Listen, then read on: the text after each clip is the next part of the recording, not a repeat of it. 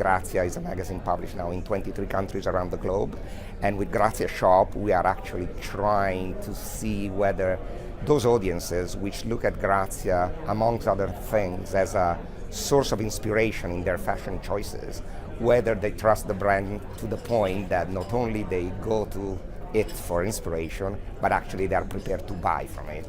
The main reason is, first of all, Grazia is a network of magazine, but Mondadori is the owner of the Grazia brand and publishes Grazia in a number of countries through its own operation, but in many other countries, Grazia, like in the case of many other similar brands, is published under licensing agreement with different publishers, with independent local publishers.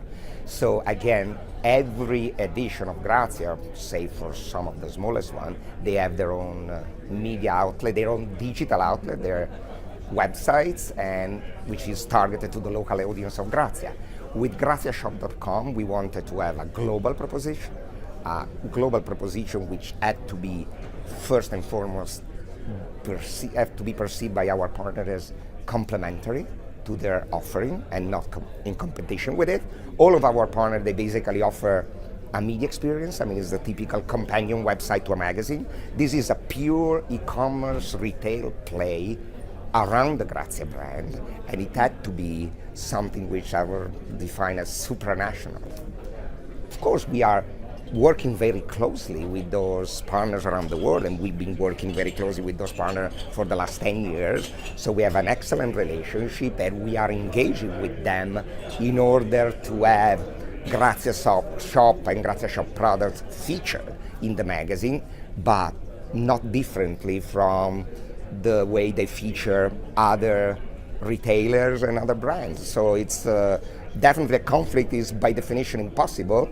We are actually eager to work closely with this Grazia edition around the world, and this is actually one of the main focus of the next months, working closely with them, because ultimately, if there is no leverage from that, we will probably lose one of the, let's say, the secret weapon or one of the unfair advantages of being called Grazia Shop.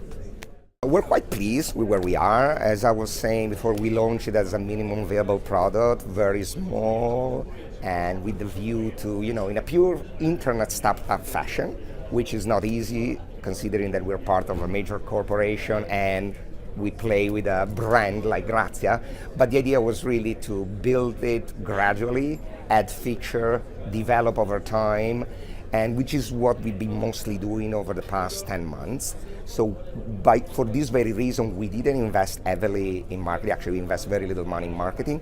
We really wanted to let it out and see how it was growing and developing, and we're quite pleased with the result, in the sense that traffic is growing month after month, day after day. Transactions are growing. We are hitting most of our target in terms of the key metric for an e-commerce business. And key metrics, I mean conversion rates, I mean average order value, I mean return rate. What it is interesting is the geographical spread of our sales, because UK is our biggest market, and this is not a surprise because, of course, Grazia is a very strong brand in that market, and our limited marketing investment was actually targeted to the UK market. But the interesting thing is the second biggest market from day one, both in terms of traffic and transaction, were the US. Grazia is not present in the US, of course, is the biggest economy, is the biggest e-commerce market, but for us that was a very pleasant surprise. And we've been faring very well, not only in the Anglo-Saxon world, which was, again, natural because the website at this stage is just in English, which we believe in any way is not a real issue because this is the lingua franca of fashion shopping. But actually we've been very successful in Asia, in all the key markets in Asia, so Japan, Taiwan, Korea, Hong Kong, and China itself.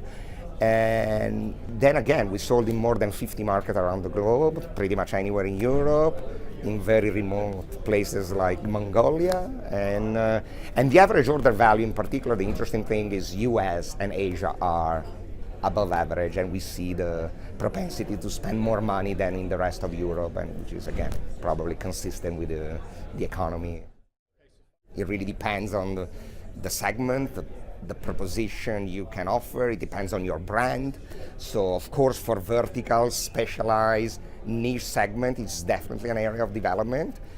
For fashion, we know there's a big. I mean, it's an incredibly competitive market, but we definitely know there's a big market out there, and it's growing all over the world. So yes, there is potential. I mean, there are magazine brand or magazine segment where e-commerce would be irrelevant. So it really, I believe, if you have a strong brand, you should really definitely try nowadays to exploit it at 360 degrees to see, which is actually where we started with this project. I mean, we looked at Grazia, we had a magazine brand, a global successful magazine brand, and the question was, could we transform it into a lifestyle brand? Could we roll it out in other spaces consistently with the brand value, with the images, with what is for with what is the consumer perception of our brand? So the answer is it e-commerce the magic recipe? No, not for everybody, but it's definitely something that if you have the right proposition or if you're in the right segment, you should definitely pursue, because there's no doubt there is a growing business. There's money. There's transaction, which